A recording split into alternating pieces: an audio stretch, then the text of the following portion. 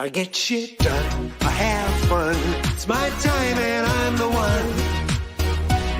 I'm breaking through. Hello and welcome to the Business Renovator for another day. Today we're going to talk about or address the question is around what is transformational leadership. My guest today is so passionate about that. His podcast is all about leadership. Leadership for selling, leadership in listening, leadership in emotional intelligence. He has a huge passion for it. But before I bring him on, a couple of things I'd like to remind you about is if you're watching this live today with us, fantastic. Thank you for being here. And if you're watching us, catching us on the replay, remember to go #replay and let us know where you're watching us from. We'd welcome the opportunity to know where you're coming from. Let's get on with the show. But first, here's a word from my sponsor.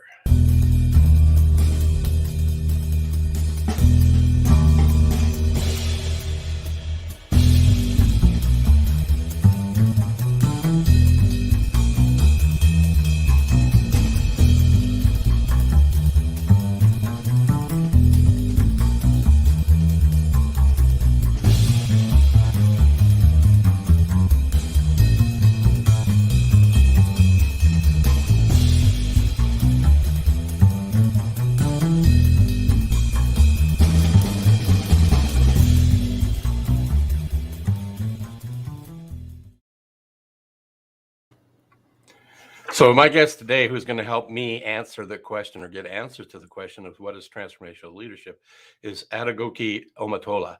He has got so many degrees. We don't have enough time today to share them. Just know that everything he's done correlates with and aligns with leadership.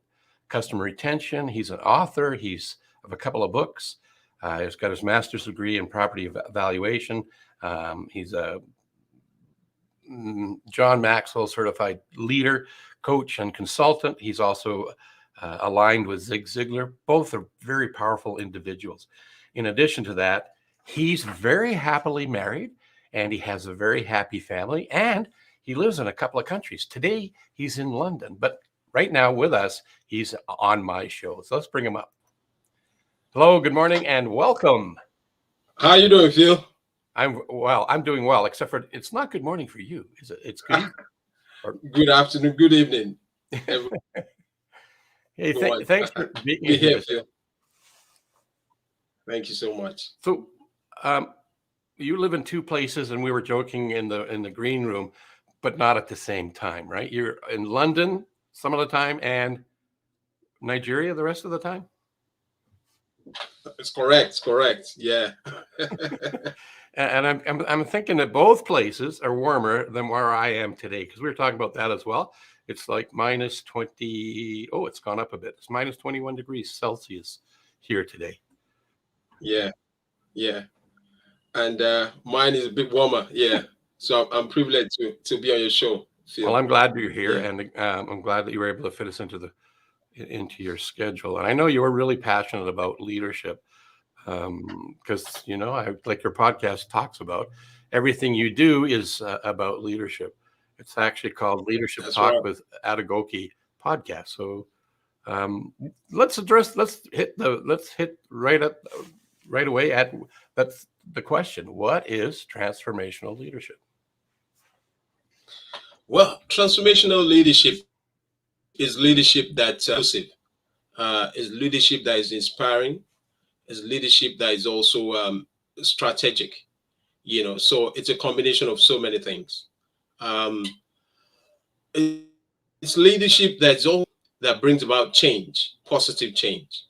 All over the world right now, we have the pandemic and so many things are happening at the same time, Omicron, Delta, so for any leader, right, either in the medical or engineering or, IT or business, what we need right now is transformational leadership, leadership that can solve problems, leadership that can stay ahead of the curve. Yeah, no leadership, just in a few words. Cool. I'm going to add this to the stream because this is one of the things with the company that I'm aligned with, changing the world through business leadership and education. That's one of the reasons why I'm excited to have you on here, because you align with what we're doing as business coaches around the globe. And this is pretty much a philosophy and a mandate right from the CEO and president of Focal Point. I had him on here a couple of sessions ago, and we talked about some of the leadership aspects of where we're at. But I wanted to get your insights about it and share that with the world. This is something that I came across and I believe to be true. What do you think about that? This is really awesome. I mean, I spoke about change, embracing change, and I think ownership is also very important. You create an environment where there's momentum and everyone takes ownership. You don't need to be the one leading. You can lead from the back. You can lead from the middle. Just it's all about delivering results. Yeah, absolutely. Transformational leadership. Yeah, awesome definition. Yeah. One of the things that I've come across, and when I've introduced it to many people, they've never heard it before, and I don't want to. You might be in the same situation as most other people. I was introduced to two philosophies. One is the Newtonian leadership style, which is from the top down, do it or else, coercive motivation. Yeah. And the other one is the Whiteheadian approach, which is more amoebic. How you described it, you can lead from the back, the middle, or the front. And a Whiteheadian leader philosophy is about that. Their self-esteem is high enough that they're not concerned about somebody who's maybe on the pay scale isn't getting paid as much as the CEO, but on the skill set level, they're much better, more efficacious than the CEO. And that CEO, he or she, is comfortable allowing that individual to lead that project within that culture of that company. So I strive in my own existence to be Whiteheadian as often as I can. Have you ever heard it explained that way before? Well, it's all about, this. The example you just gave is about a CEO that is secure. It's all about leading an empowered team for quality, for service, for results. And so the CEO is just trying to make sure that everyone pays their own fair share in terms of deliverables.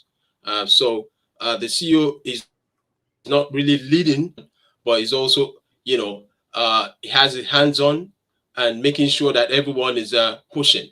And so for the guy that is given the opportunity, it's also a way of inspiring the gentleman to lead, show results. I just think that's a fantastic model, particularly right now. Okay, with COVID, some leaders have, had to recalibrate. They have had to do differently just to deliver results. The leader doesn't need to always be visible, but if you've empowered your team, if you've inspired them, create an enabling environment, you just find that the organization becomes on a system that rides on autopilot. If I can say that, yeah. So the fellow that I brought up there, Eric Bam, he's a leader in his own right. He's a specialist in building passionate people and selling products that make pizza better. And he's quite an interesting dude. He was recently just quoted in a magazine, so he gets a lot of airtime. And interesting leader. Matter of fact, I met him because of the pandemic. He put together a group called I'll air quotes. It's a mastermind, but he changed it and called it Megamind, and he got all of us and challenged all of us to leverage the heck out of technology. So he was one of the inspirational people to keep me going with my goal of being doing this type of a show. Here, let me see what Eric's saying about thoughts. Awesome. He said, a great leader sells vision and walks it daily with culture. Isn't that brilliant? Thanks for that, Eric. Yeah, I mean, it's just like what I said, it's about, it becomes a lifestyle, so leader doesn't necessarily have to be a scene, but it becomes, the culture of the organization is transformational. Everyone wants to rise to the occasion. Everyone wants to put in everyone wants to add value. So it's not just seen as a place where you're working. It's a place where you engage and you just want to, show up and put your face there and also put your hand. Yeah, that's a good one. Thanks, Eric. Have you worked in an organization where they actually have been the what you're talking about? Ah, well, combination. Back in the day, my first job was in McDonald's. So and it was quite interesting. I learned quite a number of skills Yeah. there. You right in front of the customers, and they're checking you out. They give you sort of training, empower you, and the more you rise through the leadership ladder, they give you stars, your badge, and it's a combination of so many things. Sometimes you facing customers, sometimes you're mopping the floor, sometimes you're welcoming the customers into the shop area. It's a combination of so many things. The money wasn't great, but it was an opportunity to learn. So I would like to say that McDonald's for me then way back was quite awesome. I mean, Have you and had the I think I opportunity? had a guest on my show. Go Have you ahead. had the opportunity to work with any other organization? I don't need to know who they are. I'm just trying to get your experience where they actually Oh, all where right. they actually had the kind of culture that you're talking about that you like to make sure that shows up in the world.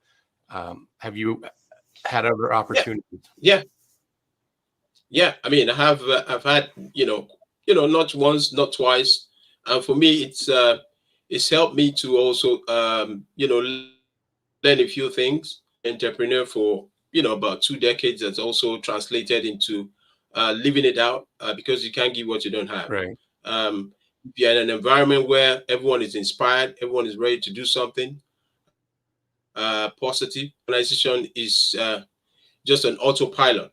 They deliver results year in year out. And with the pandemic, if you have an environment where there's transformational leadership, results are just visible. I know I don't want to begin to drop names on your show, No, that's so because you're not paid for yeah. No, I'm not that. looking for that. I just want your experience because in my existence of life over the last 60 or not, we're going to say 60 decades. No, 6 decades. Yeah. I would have to say, out of all of the opportunities I've had to work in as a career or as an entrepreneur, there's only been really three that are the amoebic Whiteheadian kind of companies that I got to work with. The rest of them were more like the Newtonian do it my way or the highway approach, right? And in my coaching business, when I work with my clients, big or small, I work to help them find their culture that you're talking about so that they become that transforming leader so that their business runs with or without them by choice, not by accident. And so they are empowering their people to lift them up. That's And if you empower people, they'll walk over coals, red hot coals or glass for you more for being recognized and appreciated than they will for cash. What do you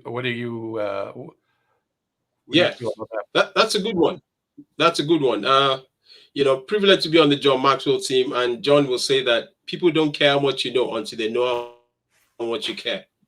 It's all about caring about people. I think you stole that from me. Empathy is adaptability. But Yeah, look at that. Look at the adapt. quote. It says, "No one cares about you until they know how much you care about them." That's right. Spot on. Spot on. Now, so yeah. So if you care about people, show empathy. Empathy is top. In terms of transformational leadership, it's right up because once the people know that you care about them, say words like, how are you feeling today? Is there anything that can help you achieve? Are you going through any challenges? Those kind of questions, the team, as opposed to just asking for deliverables, but you can ask, about how the challenges they're going through. And so for them, it's like an environment where they can really grow, and it's an environment where they can really add value. Yes. So caring is key. It's key. Number one. Yeah. So, listening to you today and other times where I've had conversations with you, I can tell that you are one of them, transformational leaders. Thank you, What Phil. what got you into that space? Ah, well, it's about I had a burden, just to leave a legacy. I just want to add value. Being in the space of working, being an employee, but I felt that I couldn't really do much because there was a ceiling, which was placed right there. But working for myself, I have the ability to be an entrepreneur. I have the ability to make policies, also craft policies, strategies for the organization and run with it. So um, it's much more easier. Sometimes you want to be a person of value, but because you have superior sold into your vision, so even when you're excited, you have to just scale down. And there could also be a lot of competition in that environment. So you need sort of like the go ahead from. But if you in the kind of space where I operate and being an entrepreneur, I'm the one who is the go-to man. So try and reproduce myself in other people engaged. And like you said on my show last week, enthusiasm. I am sold myself to the vision, so I'm just so excited about what I'm doing. So there's a buzz, so everyone taps into that energy. Yeah, yeah, So it seems to me that one of the things that you're driving force is your legacy. What yeah. makes that so That's right. important for you? Yeah, when I was much younger, I didn't really have clarity as to what I wanted to achieve, and I just lived a normal life. Just there was no vision. Um, but as I, got to learn more, uh, I enrolled on the Zig Ziglar uh, program. It's called the Legacy Training. I attended that in Dallas, and that was, a big change in my life. Um, Massive. Zig will say that you can have all you want if you can help enough people get what they want. Yeah, that's true. I love that quote. And so that 2014 was, yeah, it was a massive turnaround for me. So since then, I've not looked back, and it's been good. It's been good. Tough, a lot of sacrifice, but to stay ahead of the curve, just do more, and yeah, show up just like I'm doing today, and with your good self. Yeah, thanks, Phil. Did you have the privilege or opportunity to actually be with Zig when you were there? No, Zig was Yeah. gone. Zig was he was late, but his son Yep. Tom was very relatable. Tom Yeah. Ziegler, and I met his wife, very lovely lady. I mean, she's late now as well, The reason for asking that, but they're powerful.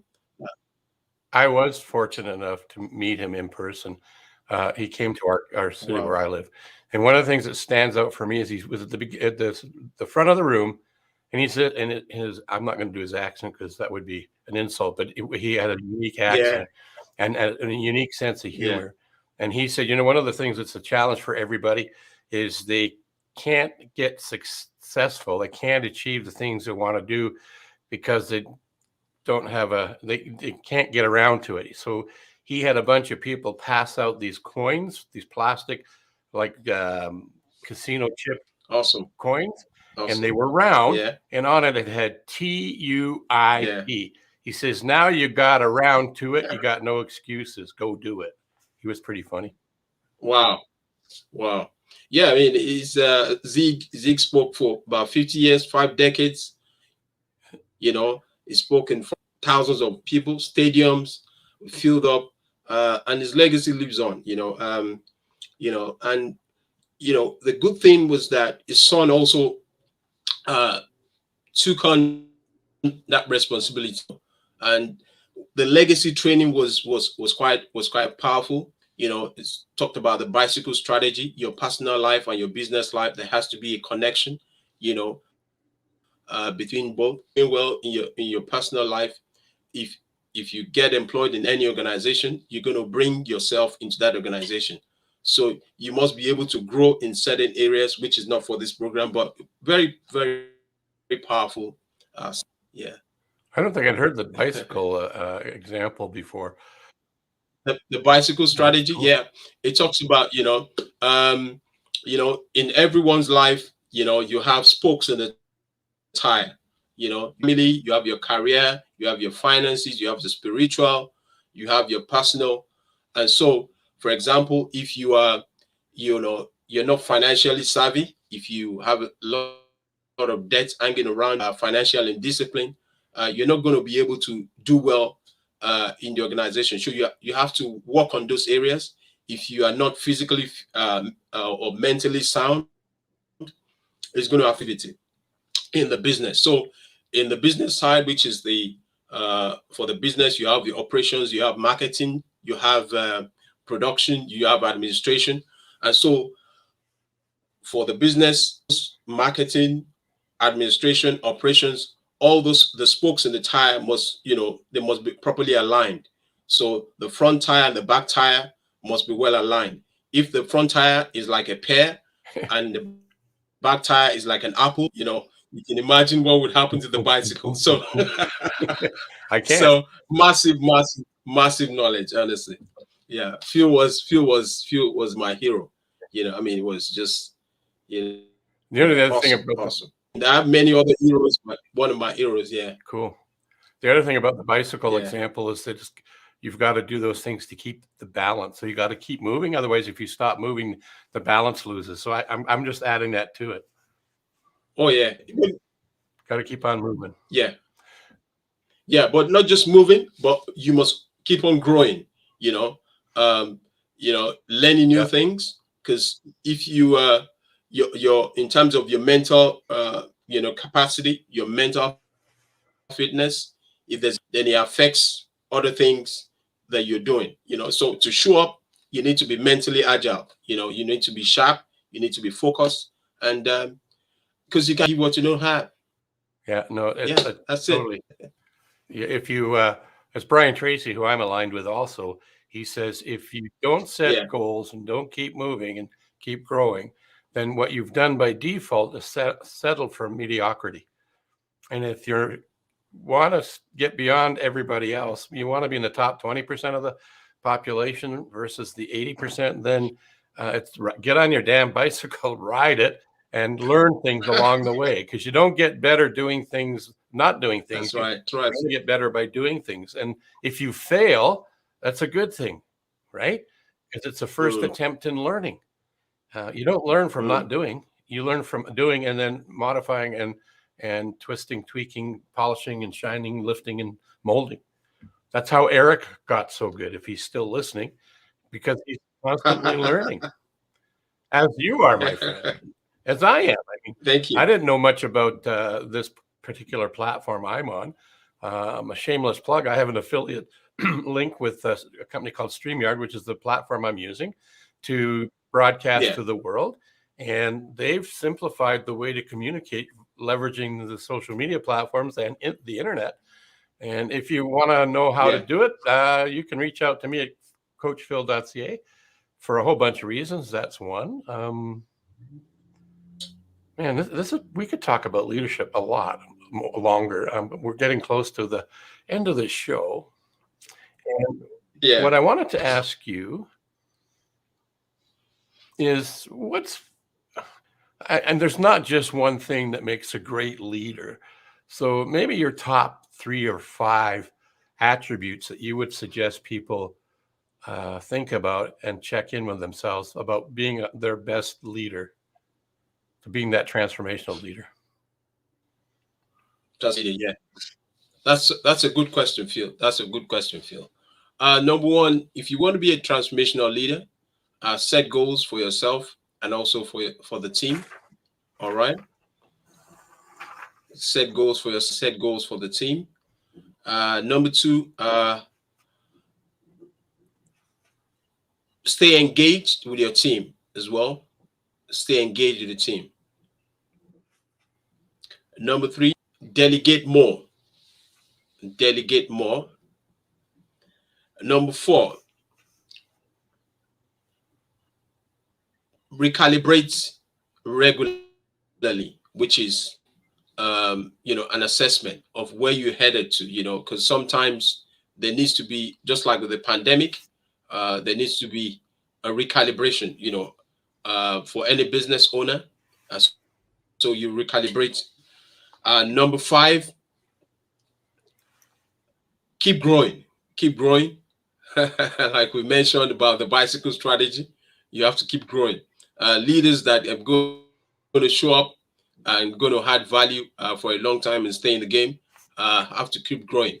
Uh, John C. Maxwell talks about moving from your comfort zone to your strength zone. And what's the law of the rubber band? Keep stretching. Uh, keep stretching. And number 6, which I think is very important, collaboration. Collaboration. That's a new currency right now. You have to collaborate, not just with your team members, but also with others. In your sphere of influence. So collaboration helps you to get fresh ideas and also to stay fresh, not just fresh, and also to help you to stay ahead of the curve. Yeah, those are the 6 things. Yeah. Very cool. There we go. I want to put your website up there, which I'm going to bring onto the screen right now. Thank you so much. I just want to recap what I heard. 1 is set goals for yourself and your team. Engage with your team. Yeah. Delegate, delegate, and delegate. So I heard that 3 times in my head. Recalibrate, which is another way we talk about that, is do a stop and reassess. Keep growing, keep learning. You're never too old, never too young, and never too knowledgeable. And collaborate. And I really like the collaboration. There's a great book by Wallace D. Wattles called The Science of Getting Rich. And one of the philosophies, principles, and laws, whatever you want to call it, is collaboration. That's a mindset of abundance versus a mindset of scarcity. And that's right. People think that there's only so many slices to the pie. And that's not true. There's creative ways to make more out of things. And if you look at like this device here, which is my phone, that came out of the ether. It came out of somebody's idea and it put together, and it became more. So we can do that as a transformational leader, is to empower people to do the same thing for themselves. Wow, this has been a great conversation with you, my friend. And if it wasn't for the internet and connecting and collaborating with others, you and I would never have met. So we're living proof that collaboration is an important piece of the puzzle these days. That's right. That's right, Phil. Thank you so much for this. You're very welcome. I'm going to bring this slide up one more time. Transformational leadership can inspire workers to embrace change by fostering a company culture of accountability, ownership, and workplace autonomy. Autonomy, That's great, right? And there's your website. So anybody wants to reach out to my guest, my new friend, there it is. It's where you get to go. That's it. That's it. Thanks, Phil. Thanks for being here, my friend. Hang around and I'll catch up with you in a minute. Thanks for having me on the show. Thanks, everyone.